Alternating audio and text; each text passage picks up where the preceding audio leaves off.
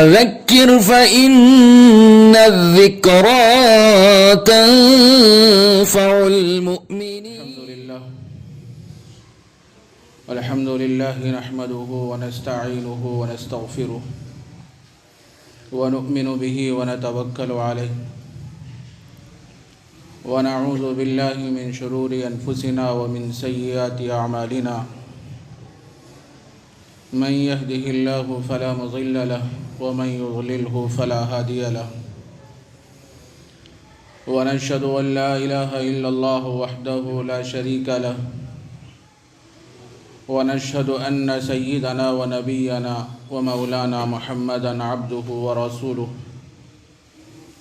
صلى الله عليه وعلى آله وأصحابه وبارك وسلم تسليما كثيرا كثيرا. أما بعد، سورة الضحى مكية. بسم الله الرحمن الرحيم. والضحى والليل إذا سجى ما ودعك ربك وما قلى وللآخرة خير لك من الأولى ولسوف يعطيك ربك فترضى ألم يجدك يتيما فآوى ووجدك ضالا فهدى ووجدك عائلا فأغنى فأما اليتيم فلا تقهر وأما السائل فلا تنهر وأما بنعمة ربك فحدث.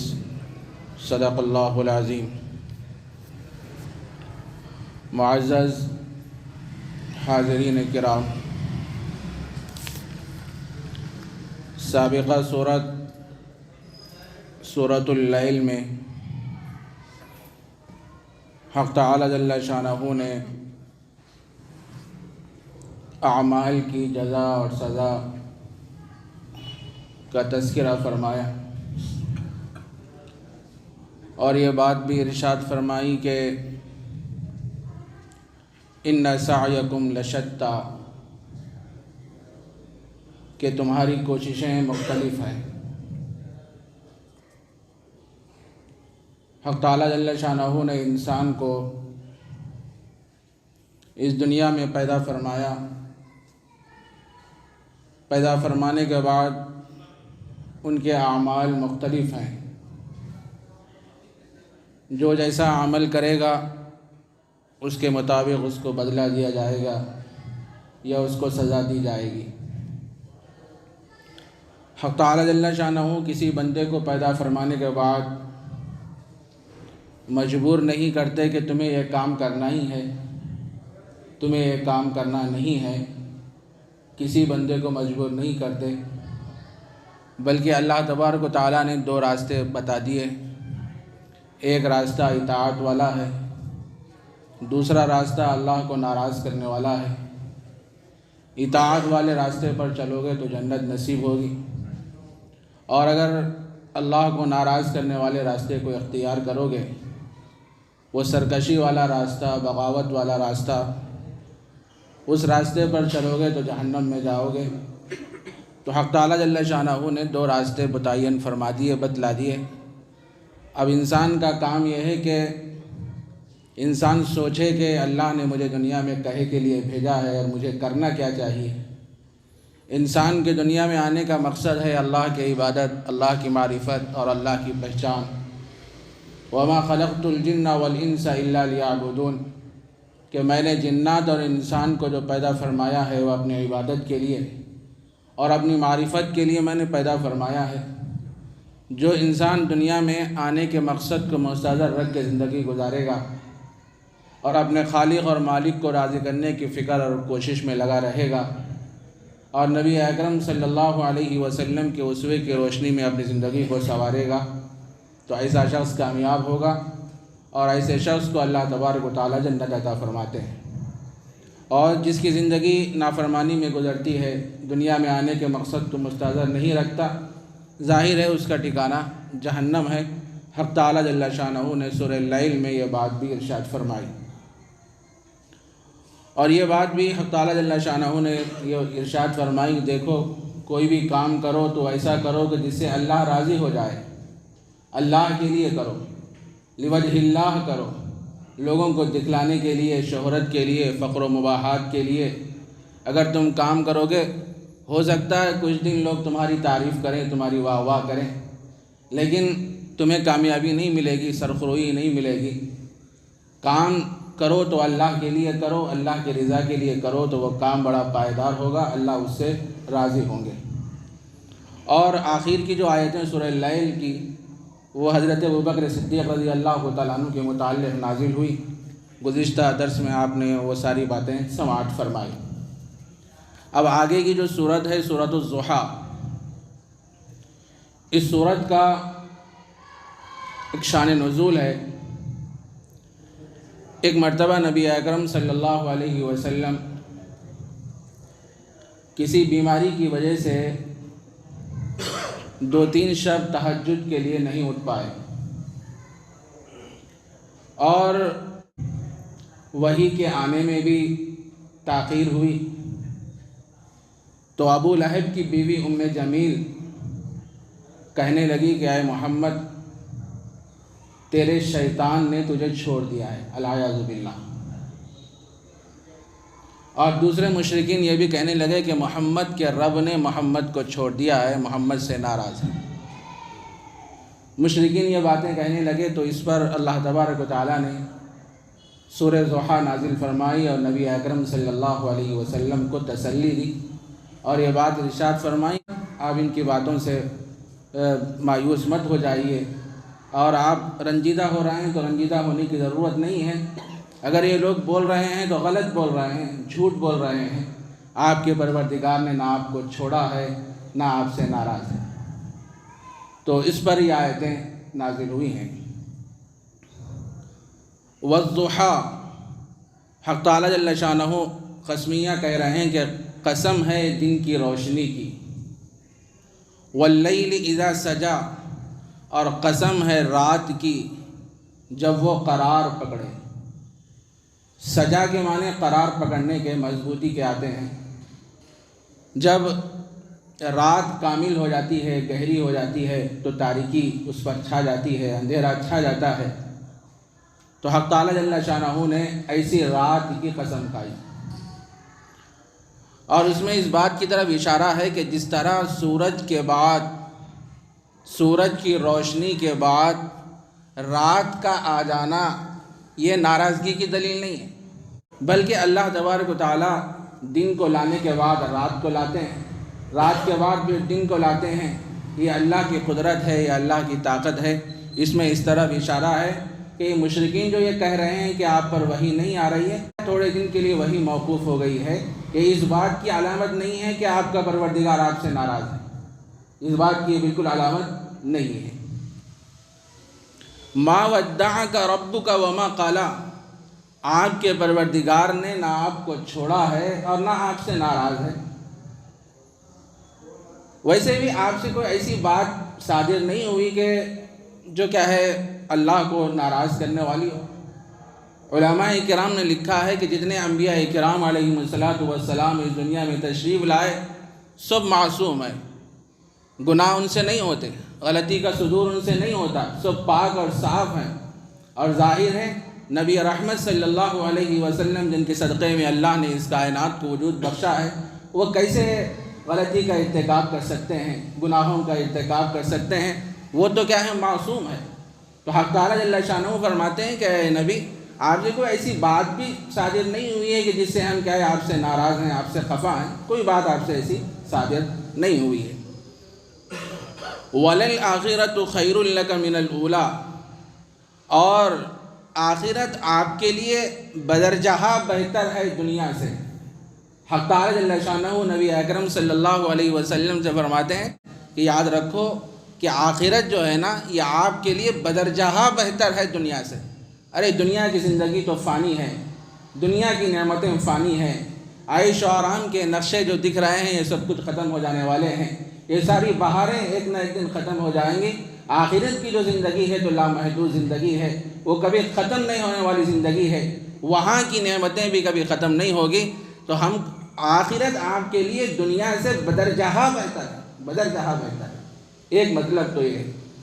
دوسرا مطلب بعض علماء کرام نے یہ بھی لکھا ہے کہ پچھلی حالت پہلی حالت سے بہتر ہے، پچھلی حالت پہلی حالت سے بہتر ہے۔ مطلب یہ ہے کہ نبوت سے پہلے آپ کی حالت مختلف تھی، نبوت کے بعد کی جو حالات ہیں وہ حالات ایسے ہیں کہ اللہ نے آپ کو نبوت سے سرفراز فرمایا ہے، ظاہر ہے اس میں اسلام کی ترقی ہوگی، اسلام کو غلبہ نصیب ہوگا، اور اللہ کے قرب اور اللہ کی معیت اور اللہ کے ذات عالی کا تقرب آپ کو نصیب ہوگا۔ ایک مطلب علماء کرام نے یہ بھی بیان فرمایا ہے۔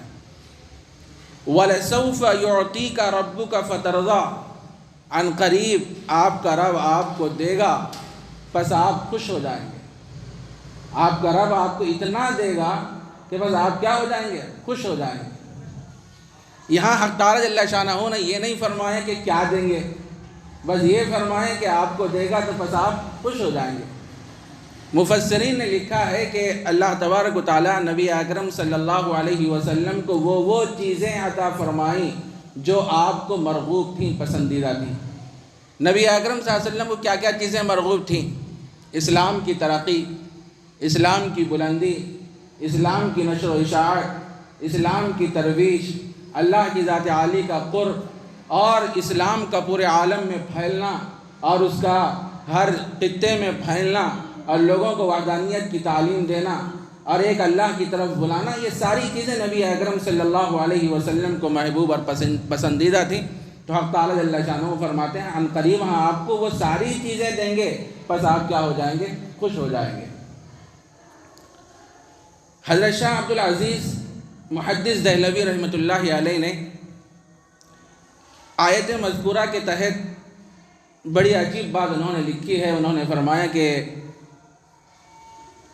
اللہ تبارک و تعالیٰ نے نبی اکرم صلی اللہ علیہ وسلم کو 2 قسم کی خصوصیات عطا فرمائی۔ پہلی قسم وہ ہے جو خصوصیات نبی اکرم صلی اللہ علیہ وسلم کو اللہ تبارک و تعالیٰ نے عطا فرمائی وہ دوسرے انبیاء کو بھی عطا فرمائی، لیکن نعمتیں حق تعالیٰ جل شانہ نے نبی اکرم صلی اللہ علیہ وسلم کو زیادہ عطا فرمائی، اس واسطے کہ سارے انبیاء کو جو نبوت ملی وہ اللہ کے نبی کے صدقے میں طفیل میں ملی۔ اگر آپ کو پیدا کرنا مقصود اور منظور نہ ہوتا تو نہ ہم ہوتے، نہ آپ ہوتے، نہ انبیاء ہوتے، نہ کوئی چیز دنیا میں موجود ہوتی۔ تو اللہ کے نبی کے صدقے میں دوسرے انبیاء کو نبوت ملی ہے، تو ظاہر ہے اللہ کی نعمتیں بھی سب سے زیادہ نبی اکرم صلی اللہ علیہ وسلم پر ہوں گی۔ ایک تو ایسی خصوصیات ہیں جس میں دوسرے انبیاء بھی شریک ہیں، پہلی قسم۔ دوسری قسم وہ ہے خصوصیات کی جس میں نبی اکرم صلی اللہ علیہ وسلم کے ساتھ وہ خصوصیات خاص ہیں، کسی دوسرے نبی کو وہ خصوصیات نہیں دی گئی۔ حدیث میں آتا ہے نبی اکرم صلی اللہ علیہ وسلم نے ارشاد فرمایا اللہ تعالیٰ نے چند چیزیں مجھے ایسی عطا فرمائیں وہ چیزیں کسی اور نبی کو عطا نہیں فرمائیں، کسی اور نبی کو۔ وہ چند چیزیں کیا ہیں؟ اس میں سے پہلی چیز یہ ہے کہ حق تعالیٰ جل شانہ نے نبی رحمت صلی اللہ علیہ وسلم کو پورے عالم کی طرف نبی بنا کے بھیجا، کسی ایک خطے کی طرف نہیں، کسی ایک قبیلے کی طرف نہیں، کسی ایک قوم کی طرف نہیں۔ اس کے برخلاف دنیا میں جتنے انبیاء کرام علیہم السلام تشریف لائے سب کو اللہ نے مخصوص علاقوں میں، مخصوص قبیلوں میں، مخصوص قوموں میں نبی بنا کر بھیجا تھا، لیکن اللہ تبارک و تعالیٰ نے نبی اکرم صلی اللہ علیہ وسلم کو سارے عالم کے لیے نبی بنا کے بھیجا۔ آپ کی رحمت للعالمین سے دنیا کی ہر مخلوق نے فائدہ اٹھایا، دنیا کے ذرے ذرے نے آپ کی رحمت للعالمین سے فائدہ اٹھایا، بچوں نے، عورتوں نے، بوڑھوں نے، اور حشرات الارض، کیڑے مکوڑے، جمادات، نباتات، ہر قسم کی مخلوق نے آپ کی رحمت للعالمین سے فائدہ اٹھایا۔ تو پہلی خصوصیت یہ ہے کہ اللہ تعالیٰ نے نبی اکرم صلی اللہ علیہ وسلم کو سارے عالم کی طرف نبی بنا کے بھیجا ہے، اس میں کوئی اور نبی شامل نہیں ہے۔ دوسری خصوصیت یہ ہے کہ اللہ تعالیٰ نے مجھے خاتم النبیین بنایا، نبیوں کا سلسلہ مجھ پر ختم ہو گیا، اب کوئی نیا نبی نہیں آئے گا قیامت تک، میں خاتم النبیین ہوں، یہ بڑی خصوصیت ہے۔ حق تعالیٰ جل شانہ نے نبی اکرم صلی اللہ علیہ وسلم کو عطا فرمائی۔ اور ایک خصوصیت یہ بھی بیان فرمائی گئی ہے کہ اللہ تبارک و تعالیٰ نے نبی اکرم صلی اللہ علیہ وسلم کو جوامع الکلم عطا فرمایا۔ جوامع الکلم کہتے ہیں جملے بڑے مختصر ہوتے تھے اللہ کے نبی کے، الفاظ بالکل تھوڑے ہوتے، مختصر ہوتے، لیکن اس کے معانی کئی ہوتے تھے، کئی معانی ہوتے تھے۔ احادیث نبویہ اس کے شاہد ہیں۔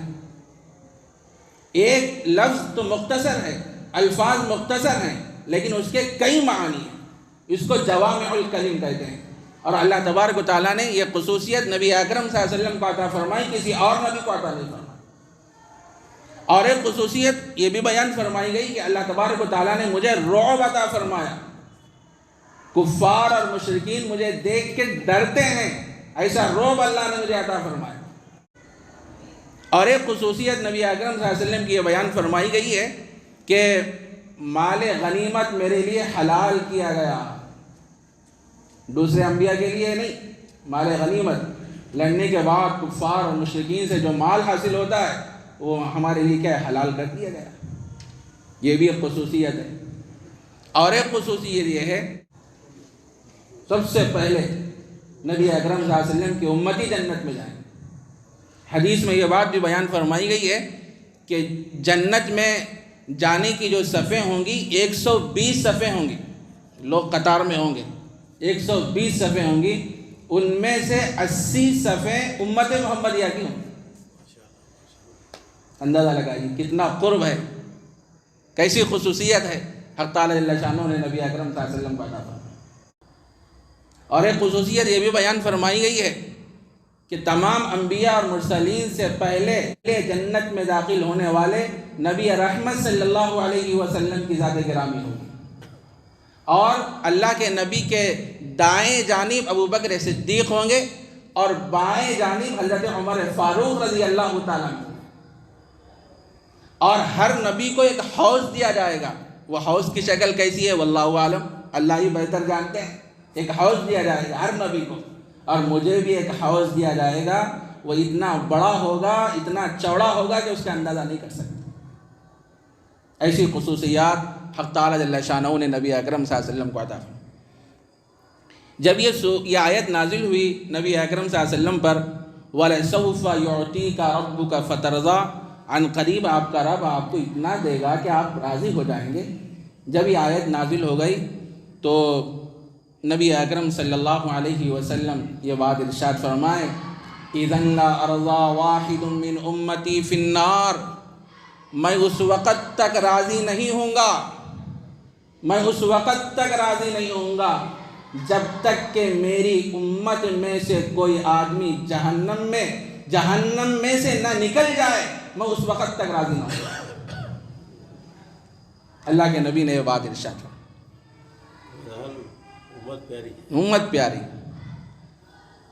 حضرت علی رضی اللہ تعالیٰ عنہ سے روایت ہے، نبی اکرم صلی اللہ علیہ وسلم نے یہ بات ارشاد فرمائی، قیامت کے دن مجھے شفاعت کا مرتبہ مجھے دیا جائے گا، اولین و آخرین میری طرف رجوع ہوں گے، اور میں سب سے پہلے شفاعت کرنے والا ہوں گا، شفاعت کرنے والا۔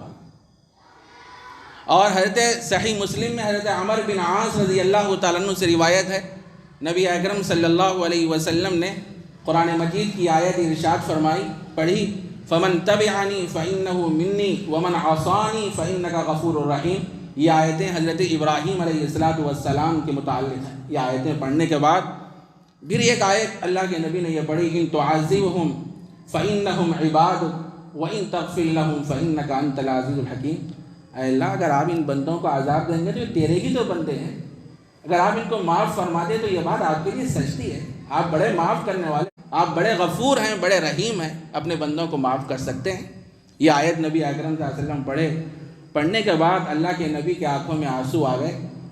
اللہ تبارک و تعالیٰ سب کچھ جانتے ہیں، جاننے کے باوجود بھی حضرت جبرائیل علیہ السلام سے فرماتے ہیں، جاؤ میرے محبوب کے پاس، جا کے پوچھو کہ آخر کیوں رو رہے ہیں، وجہ کیا ہے۔ حضرت جبرائیل علیہ السلام تشریف لاتے ہیں، لا کے فرماتے ہیں کہ اے محمد، اللہ تبارک و تعالیٰ پوچھ رہے ہیں آپ کیوں رو رہے ہیں؟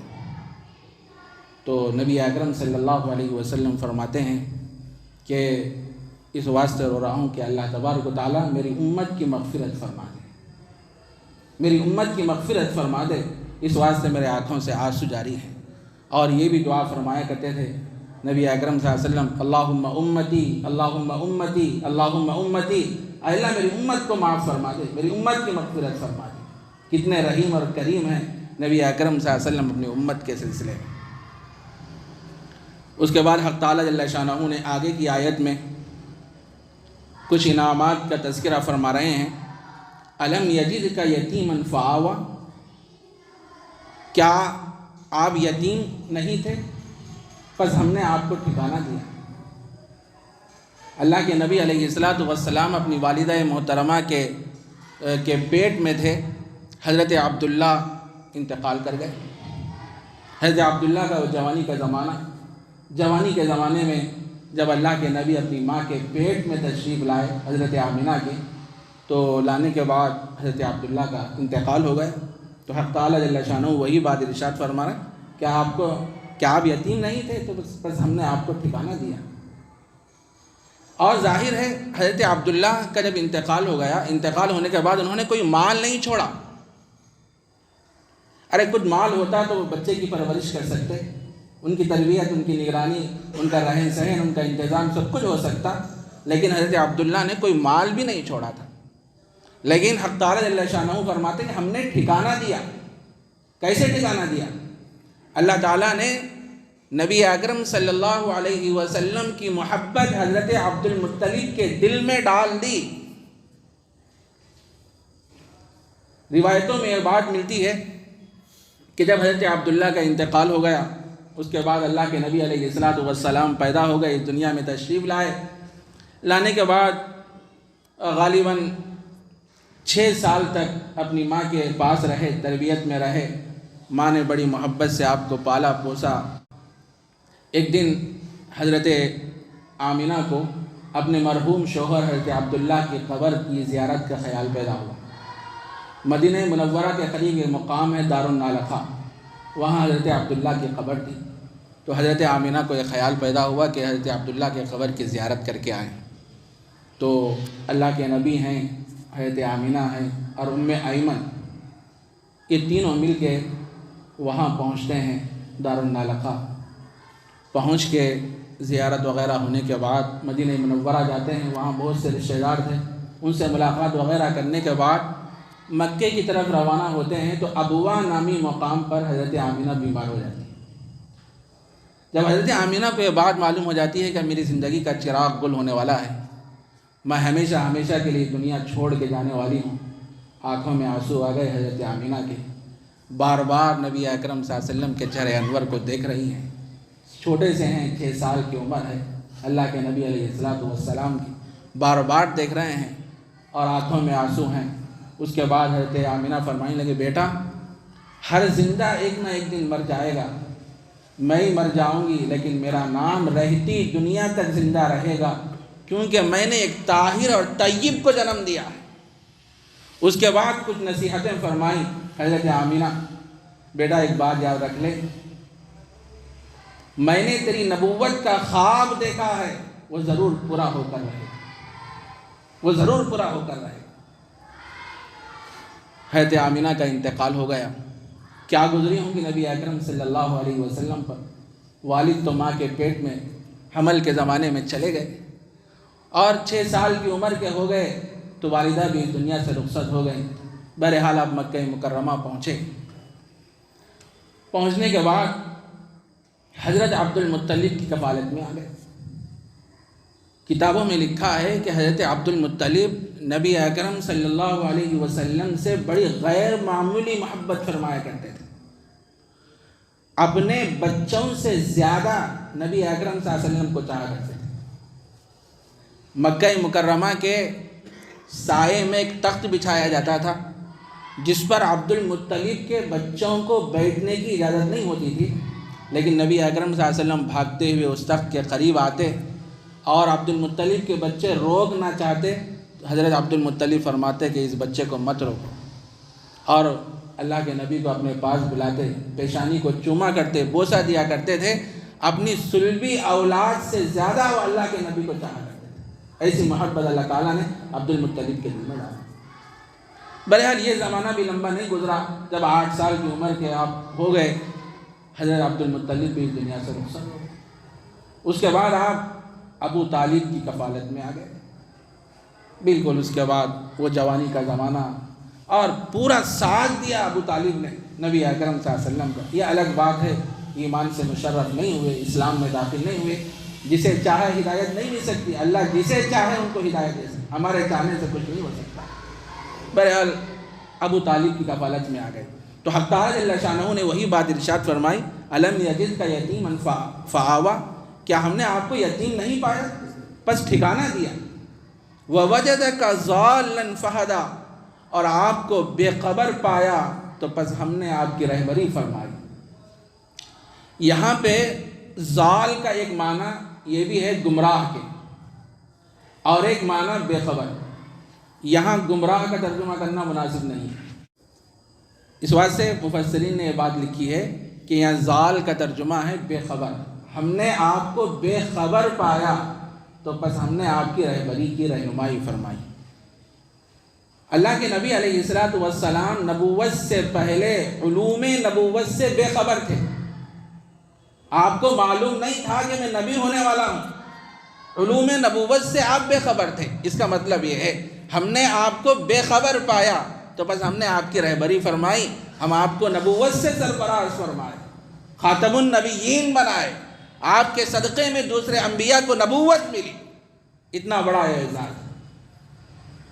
وَوَجَدَكَ عَائِلًا فَأَغْنَىٰ، اور ہم نے آپ کو نادار پایا تو بس ہم نے آپ کو غنی کر دیا۔ حضرت عبداللہ تو کوئی مال چھوڑ کے نہیں گئے تھے، بڑے نادار تھے، تو حق تعالیٰ جل شانہ نے آپ کو مالدار بنا دیا۔ کیسے مالدار بنایا؟ لکھا ہے کتابوں میں کہ اللہ کے نبی علیہ الصلوۃ والسلام حضرت خدیجۃ الکبریٰ رضی اللہ تعالیٰ عنہا کا مال تجارت لے کے جایا کرتے تھے، ملک شام وغیرہ جا کے وہاں تجارت کرتے تھے، اور اس سے خوب نفع حاصل ہوتا تھا، خوب نفع حاصل ہوتا تھا۔ اور دوسری بات یہ ہے کہ ایک موقع وہ بھی آیا کہ حضرت خدیجۃ الکبریٰ رضی اللہ تعالیٰ عنہا آپ کے نکاح میں آئے۔ حضرت خدیجۃ الکبریٰ رضی اللہ تعالیٰ عنہا نبی اکرم صلی اللہ علیہ وسلم کی زوجیت میں آنے سے پہلے آپ کے 2 نکاح ہوئے۔ پہلا نکاح جو آپ کا ہوا 15 سال کی عمر میں ہوا، ہند بن نباش زرارہ تمیمی سے ہوا۔ ہند بن نباش زرارہ تمیمی کا انتقال ہوا تو آپ بیوہ ہو گئیں۔ اس کے بعد آپ نے 21 سال کی عمر میں دوسری شادی فرمائی۔ کس سے؟ عتیق بن عائز مخزومی سے آپ نے شادی فرمائی۔ جب ان کا بھی انتقال ہو گیا تو آپ پھر بیوہ ہو گئے، اور مکے کے بڑے بڑے مالدار آپ کے پاس پیغام نکاح بھیجتے تھے کہ ہم آپ سے شادی کریں گے، لیکن حضرت خدیجہ رضی اللہ عنہا نے سارے رشتوں کو ٹھکرا دیا۔ اور جس وقت نبی اکرم صلی اللہ علیہ وسلم کی شادی ہوئی حضرت خدیجہ رضی اللہ عنہا سے، اس وقت آپ کی عمر کیا تھی حضرت خدیجہ کی؟ 40 سال، اور اللہ کے نبی علیہ الصلوۃ والسلام کی عمر مبارک 25 سال۔ تو ایک تو حضرت خدیجہ خود مالدار تھیں، اور ان کے والد جو تھے وہ بھی مالدار تھے، اور ان کے جو شوہر محترم تھے وہ بھی مالدار تھے۔ ترکے میں خوب مال حضرت خدیجہ رضی اللہ عنہا کو حاصل ہوا تھا، تو وہ تجارت کا مال لے کے اللہ کے نبی جایا کرتے تھے، تو اس میں خوب نفع ہوتا، خوب برکت ہوتی۔ جب اللہ کے نبی کی زوجیت میں حضرت خدیجہ رضی اللہ عنہا آئیں، آنے کے بعد حضرت خدیجہ رضی اللہ عنہا نے فرمایا، دیکھو میرا جتنا مال ہے یہ سارا مال میں اسلام کے لیے وقف کر دیتی ہوں، اسلام کی ترقی کے لیے، اسلام کی اشاعت کے لیے میں سارا مال وقف کر دیتی ہوں۔ تو حق تعالیٰ جل شانہ نے اسی کا تذکرہ فرمایا، وَوَجَدَكَ عَائِلًا فَأَغْنَىٰ، کہ آپ کو ہم نے نادار پایا تو بس ہم نے آپ کو غنی کر دیا، مالدار کر دیا۔ اس کے بعد حق تعالیٰ جل شانہ فرماتے ہیں، ہم نے آپ پر اتنے احسانات کیے ہیں، میں آپ سے ناراض نہیں ہوں، اور دوسرا ہے کہ ہم آپ کو اتنا دیں گے کہ بس آپ اس سے راضی ہو جائیں گے۔ بس آپ یتیم تھے تو ہم نے آپ کو ٹھکانہ دیا، اور آپ بے خبر تھے تو آپ کو ہم نے نبوت سے سرفراز فرمایا، علوم معارف ہم آپ کو عطا فرمائے۔ یہ سارے احسانات اللہ تبارک و تعالیٰ بتانے کے بعد نبی اکرم صلی اللہ علیہ وسلم سے فرماتا ہے نبی ہم آپ کو ایک نصیحت کر رہے ہیں، ایک حکم یہ دے رہے ہیں فَأَمَّا الْيَتِيمَ فَلَا تَقْهَرْ کہ یتیم کے ساتھ سختی مت کیجیے۔ یہ حکم تو نبی اکرم صلی اللہ علیہ وسلم کے ساتھ خاص ہے، لیکن پوری امت کو یہ تعلیم دینا ہے کہ یتیم کے ساتھ کبھی سختی نہیں کرنا۔ جس کا باپ اس دنیا سے اٹھ جاتا ہے، جب وہ بچہ نظر آ جائے تو ہم اس کے ساتھ شفقت کا معاملہ کریں، محبت کا معاملہ کریں، جو ہم سے ہو سکتا ہے ہم اس کا کیا ہے تعاون کریں۔ حدیث میں فرمایا گیا، نبی اکرم صلی اللہ علیہ وسلم نے ارشاد فرمایا مسلمانوں کے گھروں میں سب سے اچھا اور بہترین گھر وہ ہے کہ جس گھر میں یتیم کے ساتھ اچھا سلوک کیا جاتا ہو، وہ سب سے اچھا گھر ہے۔ اور سب سے برا گھر وہ ہے جس میں یتیم کے ساتھ اچھا سلوک نہ کیا جاتا ہو، وہ سب سے برا گھر ہے۔ اور نبی اکرم صلی اللہ علیہ وسلم نے یہ بات بھی ارشاد فرمائی حدیث میں، انا وکافل الیتیم ھکذا، میں اور یتیم کی کفالت کرنے والا قیامت کے دن جنت میں مجھ سے اتنا قریب ہوں گے جیسے ہاتھ کی دو انگلیاں ایک دوسرے سے قریب ہوتی ہیں۔ یتیم کی کفالت کرنے والا بھی جنت میں آخرت میں مجھ سے اتنا قریب ہوگا۔ تو حق تعالیٰ جل شانہ فرماتے ہیں کہ بس آپ یتیم کے ساتھ سختی مت کیجیے۔ سختی کیا ہے؟ اس کے ساتھ بات کرنے میں تلخی سے پیش آنا اور اچھی بات نہیں کرنا، اور اس کے مال میں خیانت کرنا، فریب سے معاملہ کرنا، دھوکہ دہی سے معاملہ کرنا، اور یہ ساری چیزیں کیا ہے اس کے اندر داخل ہیں۔ اس کے بعد حق تعالیٰ جل شانہ نے آگے کی آیت میں یہ بات ارشاد فرمائی وَأَمَّا السَّائِلَ فَلَا تَنْهَرْ، سائل کو مت جھڑکیے، مانگنے والے کو مت جھڑکیے۔ آپ کے در پہ آیا ہے کچھ نہ کچھ دے دیجیے، اللہ نے جو آپ کو دیا ہے اس میں سے کچھ دے دیجیے۔ اگر آپ کے پاس نہیں ہے تو محبت سے عذر پیش فرما دیجیے کہ بعد میں آنا، مگر جھڑکنا نہیں۔ مگر بعض مرتبہ جھڑکنا پڑتا۔ کچھ پیشہ ور فقیراں ہیں، بھکاریاں ہیں، ان کا کام ہی بھیک مانگنا ہے، بھیک ہی مانگنا ان کا کام، اور ماشاءاللہ گھراں کیا ہے 2 منزلہ 3 منزلہ گھراں ہیں۔ اب ایسے فقیراں رہتے خود کرنا پڑتا۔ جو بیچارہ محتاج ہے، بہت قسم پرسی میں زندگی گزر رہی ہے، فاقے کا مارا ہے، آپ کے پاس دست زوال دراز کر رہا ہے، آپ کے پاس کچھ ہے تو دے دیجیے، نہیں ہے تو عذر پیش کر دیجیے۔ ایک تو سائل سے مراد یہ ہے، اور ایک مطلب علماء کرام نے لکھا ہے سائل سے مراد یہ ہے کوئی علمی سوال کسی عالم سے کرے تو عالم کو نہیں جھڑکنا چاہیے۔ کوئی طالب علم سوال کیا آگے یہ کیسا کوئی مسئلہ معلوم کیا تو جھڑکنا نہیں ہے، محبت سے پیش آنا، اس کے سوال کا جواب دے دینا، نرمی اور محبت سے پیش آنا، یہ بھی مراد ہے۔ وَأَمَّا السَّائِلَ فَلَا تَنْهَرْ۔ آگے کی جو آیت ہے وَأَمَّا بِنِعْمَتِ رَبِّكَ فَحَدِّثْ، بہرحال اپنے پروردگار کی نعمتوں کا تذکرہ کرتے رہا کیجیے۔